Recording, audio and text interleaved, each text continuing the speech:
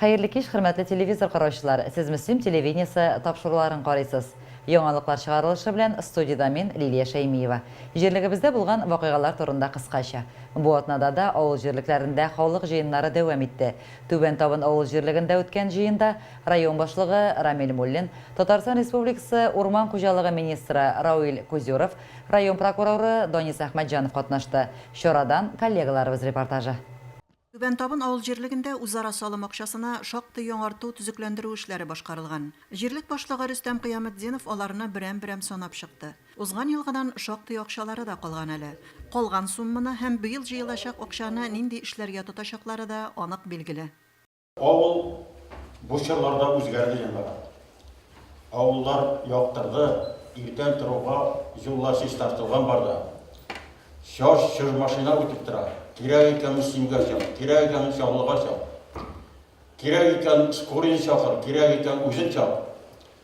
Шушындый дәврдә яшибез иптәшләр, һич тә зарланып түгел. Проектларның берсе үзара салым проекты булды, мин аны саныйм социаль проект дип. Чөнки нәрсәгәсендә дәүләтнең ярдәме булмаса, кешедән җыйган акча белән генә беренче аны җыеп булмайды. Чөнки дәүләт менә беренче елларны хәтерлим әле. Равил Фарагмич әйтте бит, без иң күп җыя торган районнарның берсе, ел саен 15-16 миллион акча җыябыз без диде җирлектән. Һәм инде шуңа өстәмә 60-70 миллион акча республикадан алабыз. Менә бу инде безнең ел саен 80-90 миллион акча без инде шушы 5 ел эчендә авылларга кертә алдык. Һәм әйтергә кирәк, бик зур үзгәртә алдык авылларның төсләрен. Җирлектә 15 елдан артык инде туган як агрофермасы тотрыклы эшли. Агрофермада җирлекнең 45 кешесе хезмәт урыны тапкан. Сезон вакытында бу сан 100гә кадәр җитә икән. Күп булмаса да фермерлары да бар. Сөт терлекчелеге буенча эшләүче Илсур Шихапов йөзләп мөгезләре терлек асрый. Яхья Мөхәммәтдиновның крестьян фермер хуҗалыгы да терлекчелек белән шөгыльләнә. Моннан тыш 3 кеше мини ферма төзегән, югары табында һәм тугашта күпләп кышкырт үстерүчеләр дә бар. Башка җирлекләрдән аермалы буларак җыенга халык күп килгән иде. Сорау бирүчеләр, проблема күтәрүчеләр дә булды. Проблемаларны хәл итү юллары күрсәтелде. Соңыннан 2018 елда узган сайлауларны әзерләү һәм үткәрүдә нәтиҗәле хезмәт куючыларга Россия Федерациясе Үзәк сайлау комиссиясенең рәхмәт хатлары тапшырылды. Татарстан Республикасы Урман хуҗалыгы министры Рауил Кузюров районның һәм аерым җирлекләрнең социаль-икътисади үсеш юлларын билгеләүдә мондый җыеннарның әһәмияте зур булуын әйтте. Мөслим районында ахыргы елларны бик эшләр күп эшләнде. Бүген күреп торабыз, суы да бар, юл да чистарткан, утлар да янып тора. Менә шундый биналар төзелгән. Киләчәктә дә шул программаларга таянып, дип уйлап торам, Мөслим районында тагын да үзгәрешләр булачак дип. Әлфинур Нугманова, Динар Минхажев, Мөслим телевидениесе. Соңгы көннәрдә карбураннар җәяүлеләргә дә, роль артындагыларга да зур кыенлыклар тудыра. Шулай да юлчылар сынатмыйлар. Юлларны вакытында кардан арындырып торалар. Толырак Фәридә Гайнетдинова репортажында. Күпләр игътибар иткәндер, соңгы берничә көндә олы юлларда да, Мөслим урамнарында да юл чистартучы техникалар тавышы әледән-әле ишетелеп тора. Юлчыларыбыз тормыш артериясын чистарту өчен хәтта төннәрендә туктап тормыйлар. Ораларда безнең бик көчле бураннар булды. Аңа да карамастан, безнең инде юлларыбыз, тротуарларыбыз ачылып тора. Безнең инде юлларда, тротуарларда Мөслим өчен дә инде моз җәмгыяте чистартып тора. Инде дворларда инде безнең күп картлы йортларның дворларында, анда инде безнең биолар, парковкаларында, больница кырларында био оешмасы җыештырып тора карлардан. Район үзәгендә дә шөкер кар баскан юллар юк. Урамнарда моз җәмгыяте һәм төзекләндерү һәм яшелләндерү унитар предприятиесе хезмәтчәннәре эшли. Әмма юлларны чистартканда юлчыларыбыз төрле каршылыкларга очрыйлар. Менә дворларга кергәчтән инде күп машиналар тора, кузгалмый тора. Инде анда чистартуы җайсыз. Шуңа күрә инде җиткезәсем килә, менә шунда яшәүче кешеләр аунасыннары bir künni alıp turup maşinalarını indi объявленияларын эдербез biz аның. Шунда инде чистарту, зурлап чистарту оештырга инде. Авыл эчендәге юлларны тәртиптә тоту, чистарту өчен авыл җирлекләре җаваплы. Җирлек башлыклары хәбәр итүенчә, аларның һәркайсы кышкы чорда юлларны карау өчен шәхси эшмәкәрләр яисә шәхси техникасы булган гражданнар белән килешүләр төзегән. Шуңа күрә дә карлы буранлы көннәрдә авыл урамнарын чистартуда өзеклекләр булмаган. Февраль аенда бураннарның еш булачагын искәртә синоптиклар. Шуңа күрә дә катлаулы Суык һава торышы вакытында юлларда йөргәндә бер-беребезгә аеруча игътибарлы булып, юл йөрү кагыйдәләрен төгәл үтәсәк иде.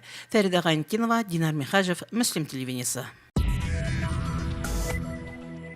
Бу көннәрдә Мөслим мәктәпләрендә ата-аналар университетлары бара. Аларда район башлыгы Рамил Муллин да катнаша. Сөйләшү нигездә мәктәп тормышы турында бара. Соңгы елларда мәктәпләрнең матди техник базасы сизелерлек яхшырды. Мәктәпләргә капиталь ремонт ясалды, кабинетлар заманча җиһазланды. Мөслим лицейны, мәсәлән, быел гына да информатика, тормыш иминлеге нигезләре дәресләре, технология кабинетларын җиһазлау өчен 5 миллион акча бүлеп бирелгән. Шуның 4 миллионы район бюджетыннан. Мөслим урта мәктәбе дә хөкүмәт ярдәмен алган. Мәктәбебез эчендә үз төре өчен уникаль булган лингафон кабинеты булдырылды. 15 укучыга исәпләнгән әлеге кабинет заманча, көн таләпләренә тулы килерлек җиһаз белән тәэмин ителде. Яңа буынга төпле белем бирү өчен ул бик кулай, интерактив. Балаларны физик сәламәтләндерү һәм спортка җәлеп итү өчен мәктәбебездә бөтен мөмкинлекләр дә тудырылган. Спорт залына бердәм Россия сәяси партиясе программасы буенча федераль һәм республика бюджетыннан ремонт ясалды. Моннан тыш заманча хореография кабинеты булдырылды. Заманча мәктәптә укыган балаларның белем дәрәҗәсе дә югары булырга тиеш. Белем дәрәҗәсен дәүләт имтиханнарының нәтиҗәләре күрсәтә. Мөслим урта мәктәбендә 9 сыйныфның имтихан нәтиҗәләре югарырак, әмма 11 сыйныфта кайбер фәннәрдән БДИ нәтиҗәләре узган елдан түбән. Лицейда соңгы 3 елда кайбер фәннәрдән имтихан нәтиҗәләре яхшырган. 5 фәннән имтихан нәтиҗәләре район күрсәткечләреннән, 3 фәннән республиканыкыннан да югарырак. Соңгы 3 елда математика, химия, рус һәм инглиз телләреннән, җәмгыять белеменнән, рус әдәбиятыннан имтихан нәтиҗәләре яхшырды. 5 фәннән район күрсәткечләреннән югарырак, 3 фәннән республика күрсәткечләреннән югарырак. Математикадан нәтиҗәләр районныкы белән чагыштырганда түбәнрәк булса да, узган уку елына караганда ул югарырак. Балаларга белем бирү белән бер рәттән тәрбия юнәлешендә дә төрле түгәрәкләр, проектлар эшли. Гомумән мәктәп тормышы тоташ проектлардан гына тора кебек. Проектларның кайберләре әти-әниләр белән эшчәнлеккә корылган. Алар турында әти-әниләр үзләре сөйләде. Инде мондай җыелышлар инде безнең беренче ел үтми. Без моның кирәклегенә инандык инде. Бу инде ата-ана җыелышында түгел инде, бу ата-аналар университеты дип атыйбыз без моны. Монда инде шушы килгән каралган мәсьәләләр инде ул хәзерге көндә бик әһәмиятле мәсьәләләр. Лицей мәктәбебезгә бик ошый. Шуның белән ошый. Монда төпле сыйфатлы белем бирәләр. Балаларым, минем 2 кызым укыянда. Бик яратып бирәләр кызларым. Укытучыларга бик зур рәхмәт, Лилиягә бик зур рәхмәт. Минем олы улым шушы мәктәпне әйбәт кенә тәмамлап чыкты. Хәзерге вакытта 2 кызым белем ала шушы мәктәптә. Мин бу мәктәпкә бик зур рәхмәтле, әйбәт белем бирәләр. Шушындай ата-аналар җыелышларын бик кирәк дип уйлыйм, чөнки бу күп мәгълүмат алабыз, бер-беребездән аралашабыз.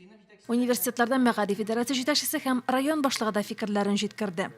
Бүген ул баланы без тәрбияләмәсәк, аны бүген интернет тәрбияли, аны бүген телевизор тәрбияли, аны бүген ниндидер мөхит тәрбияли.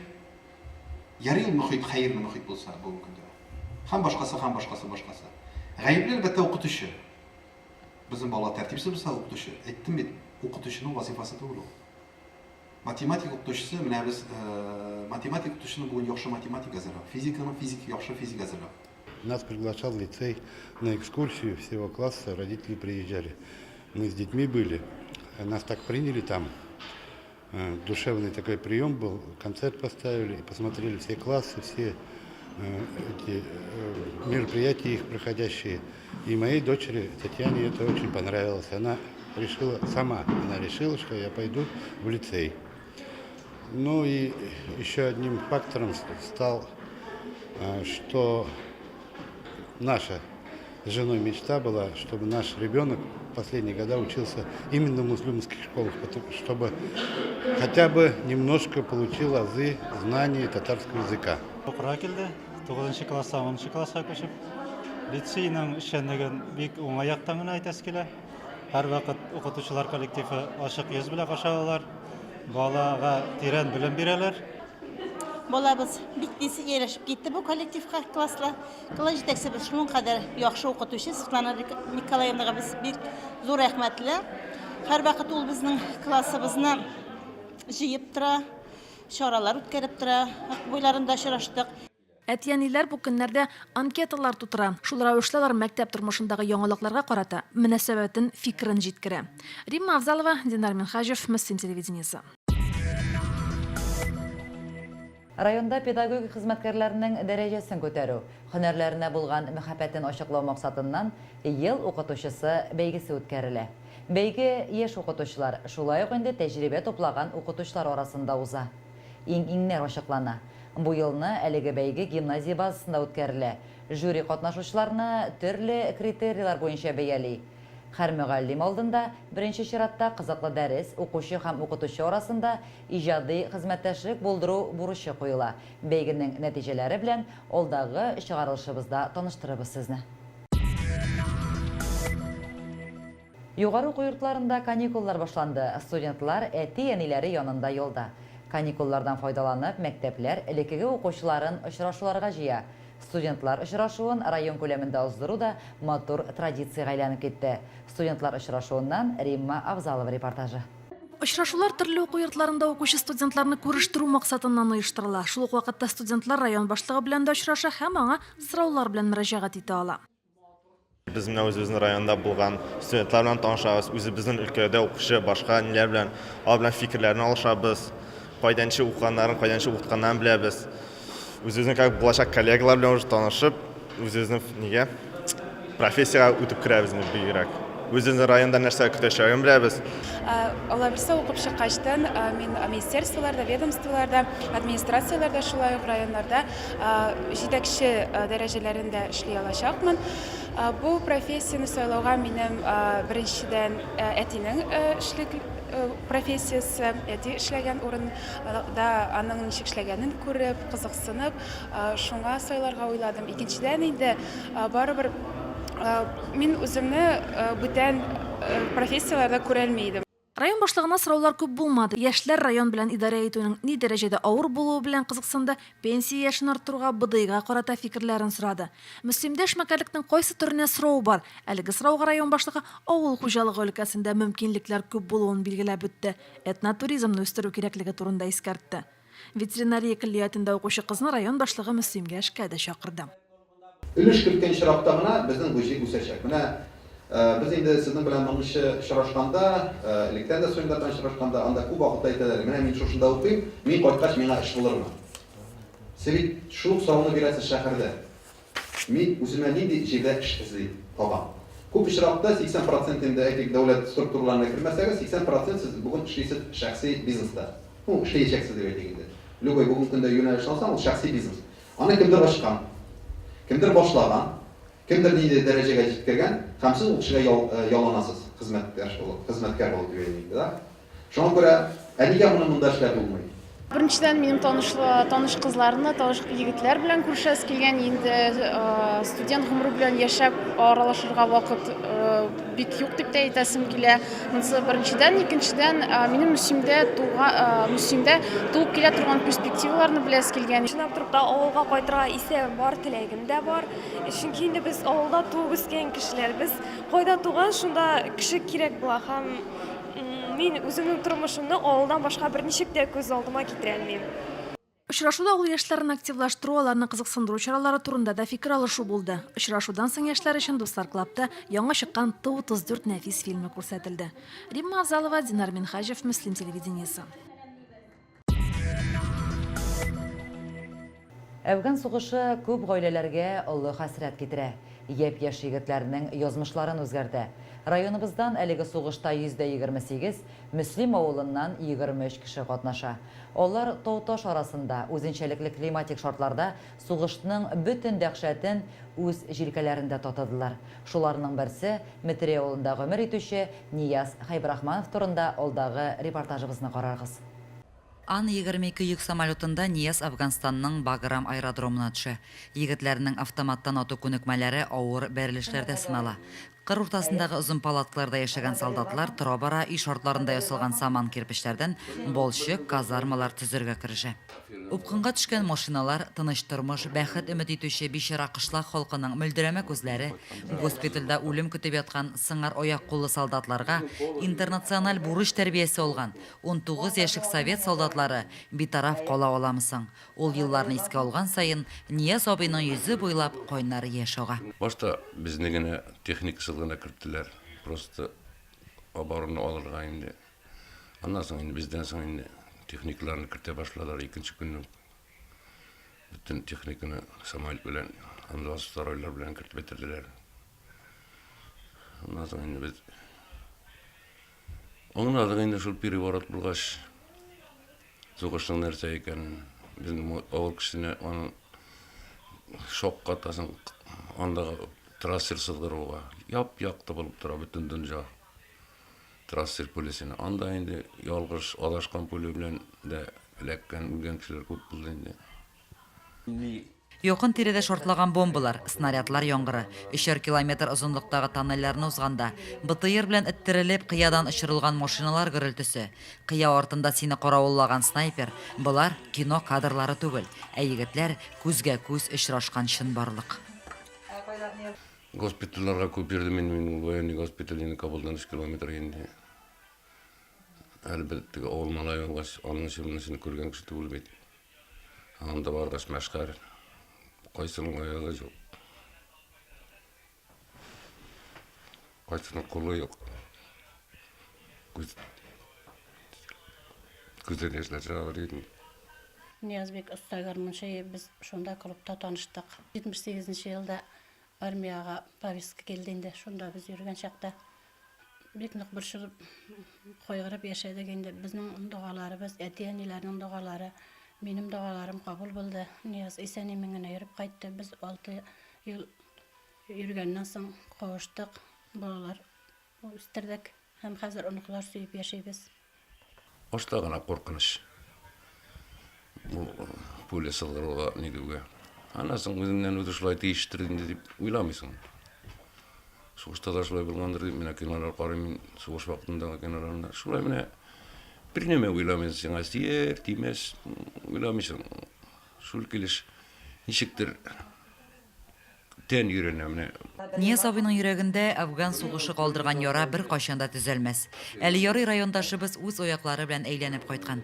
Ә бит бу сугышта баласын, туганын югалткан аналар, гаиләләр аз булмады. Исәпсез хисапсыз бирелгән мактау кагазлары, орден, медальләр генә бу хәтерне оныттыра алмый. Мондый сугышлар башка кабатланмасын иде. Лилия Шәймиева, Динар Минхаҗев, Мөслим телевидениесе. 9 февраль халыкара стоматолог көне. Тешләрне ничек саклыйбыз? Матур елмаюның сире нәрсәдә? Респондентларыбызны тыңлыйк. 9 февральдә халыкара стоматолог көне билгеләп үтелә. Ул сәламәт тормышыбызны алардан башка күз алдына да китереп булмый торган табиблар бәйрәме. Беренчедән тешләр инде ул наследственный дип әйтәсем килә инде теге. Бар матур тешле хатын-кызлар бар. Бик матур булмаганда дигәндәй, ә инде аның сәламәтлеге, матурлыклары күбесенчә үзеңнән дә тора, караудан, тәмәк тартулар һәм кофе эчүләр тешнең саргаюына китерә дип уйлыйм. Тешләрне саклау өчен гигиенаны бик нык сакларга кирәк инде. Иртә кич әйбәтләп юарга ятыр алдыннан тешләрне чистартырга, юарга тиешле пасталар белән. Шулай ук кирәкмәгән ризыкларда ашарга ярамый, каты ризыклардан сакланырга кирәк тешләрне ватмас өчен. Мен тешләрне бик нык чистартам, һәр көн чистартам һәм химический белән ашамыйм. Кызларга елмаю өчен тешләр матур булырга тиеш, һәм аны гел юып торырга тиешләр. Һәр көнне көнгә 2 тапкыр иртән кич чистартырга кирәк. Без үзебез шулай эшлибез һәм теш кенә түгел, менә безнең күпчелек яшьләрдә була торган шир дип әйтим, яны теш казналары каный. Менә бик күп кеше интеган белән һәм менә безнең ничек дип әйтим, безнең бер биология укчысы өйрәткән иде, без тузлы су белән чайкыйбыз. Менә бер 2 атна чайкасаң, тешнең казналары ныклана, катылана һәм канамый башлый. Һәммәгезгә сәламәтлек телим, матур яшик, бергә яшик. Стоматологта елга максимум 2, минимум 1 тапкыр булырга кирәк. Тешләр сызлый башлаган көтәргә кирәкми. Авыруны давалауга караганда кисәтү җиңелрәк бит. Лилия Шәймиева, Динар Минхаҗев, Мөслим телевидениесе. Тугаш авылы мәдәният йортында район китапханәчеләре өчен әдәби-музыкаль кичә булып узды. Кунаклар итеп язучы Зифа Кадырова, Татарстан яшьләре газетасы корреспонденты Рушания Шаяхмәтова ТНВ каналыннан манзара тапшыруын алып баручыда чакырылган иде. Кичә авыл музее белән танышудан башланды. Авыл мәдәният йортындагы борынгы чорны гәүдәләндергән экспонатлар әби-бабайларыбызның үткәненнән сәлам бирәдер төсле иде. Бүген Тугаш авылы китапханәсендә Мөслим районы китапханәчеләренә күчмә семинары үтә. Без үзебезнең шушы семинарыбызга яратып укый торган китаплар авторы Зифа Кадырованы кунакка чакырдык. Зифа Кадырованың кулына каләм алуына 10 ел киткән. Кичәдә катнашучылар язучыга үзләрен кызыксындырган сорауларны бирделәр, аның иҗаты белән якыннан таныштылар. Халыкның иң яраткан китабы булып чыкты. Сагынышсың, мин булмам нишләп тору. Иң гади, иң беренче мен язып караган гына китап ул. Шулай да ул иң соралган китапларның берсе булып тора. Сагынырсың, мин булмам, язмыш сынавы. Синсез килгән язлар, бәхеткә юл кайдан кебек романнары бер генә кешене дә битараф калдырмыйдыр. Хатын-кыз сабырлыгы, сынауларга дучар ителгән яралы язмышлар, шатлыгын да, газабын да үзенә сыендырган мәхәббәт Зифа Кадырова әсәрләрендә әнә шул темалар чагыла. Лилия Шәймиева, Динар Минхаҗев, Мөслим телевидениесе. Районда 29-нчы кышкы спартакиада уеннары старт алды. Мөслимнең универсаль спорт залында оешма предприятие, авыл җирлекләренең спорт командалары 2-3 февраль көннәрендә волейбол, бадминтон ярышларында көч сынашты. Алдагы репортажыбыз шул хакта. Чараны оештыручылар быелгы ярышларның үзенчәлекле булачагын әйтте. Беренче уеннарда командаларның һәм җанатарларның җиңүгә бердәм омтылыш белән януын күрдек. Район эчке эшләр бүлеге һәм гимназия спортчыларының волейбол уенын караганнан соң туды бу фикер. Бәйгедә полиция хезмәткәрләре беренчелекне бирмәде. 17 команда катнаша, 17 команда içinde безнең 32 оешма. Барлык индалар 11 спорт төрі буенча катнашачаклар. Аларга тесекле мотор җиңүләр и активлык. Без елда катнашабыз бу спартакиадада. Kızlar komandasında voleybol oynuyoruz, poçta. Biz indi poçtadan diyesek, Spartakiyada aldığından trenirovkalarga yürüdük. Şu sport kompleksine, Big Motor sport kompleksi degenler bir rahat, жылы. Big aybat uyushtirilgan har kuni deyarlik trenirovkalarga yürüyoruz indi. Ощущениялар aybat, jеңәргә инде bu yıl Alloh bersa. Sport zallarыбыз artqandan arta bara şuğalaqlarımız arta umumen sport bilen şug'ullanır için halkımızga, o'quvchilarga gana tugul barliq halkımız rayondaşlarımızga mümkünlikler artqandan arta bara. Mana biz bugün universal sport zalında hamda ko'rib turasiz, menda endi sportchilar da alarni yoqlarga kelgan valiyliklar bilan endi zal shig'rim to'la. Җиңүчеләргә мактау грамоталары, медальләр тапшырылды. Гомуми нәтиҗәләр буенча 295 балл туплап, район эчке эшләр бүлеге спортчылары беренче урында бара. Пьедесталның икенче баскычында район советы һәм башкарма комитеты командасы, 3нче урында гимназиялеләр. Уеннар бу атнада дәвам итәчәк. 10 февраль көнне кышкы спартакиада уеннары кысаларында троеборье, шахмат һәм шашка уеннары үткәрелә. Ярышлар күңелле булачак. Лилия Шәймиева, Динар Минхаҗев, Мөслим телевидениесе. Бүгенге шулар, мин Лилия Шәймиева, сезнең белән сау булашам. Исән-имин булыгыз. Киләсе очрашуларга кадәр.